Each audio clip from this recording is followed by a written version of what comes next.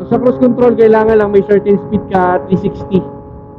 Set mo lang to, pag lumabas tong kulay orange, set mo lang ganyan, bitawan mo lang ganyan, tulad yan. Pag magpa-plus ka, pinutin mo lang tong plus. Pag magma-minus ka naman, pwede mong minusan lang ulit, tulad doon, minus, pwede plus ulit.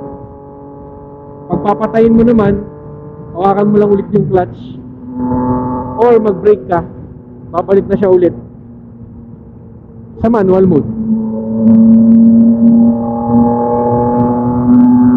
Ganun lang ang simpleng paggamit dito sa cruise control niya. Mas madali siya.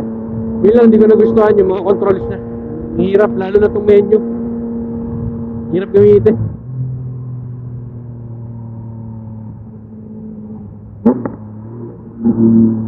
So nawa, loobin ulit ng Panginoon na makatry tayo naman Racer 9 GT Gen 3. At yung pangarap natin na S1000XR.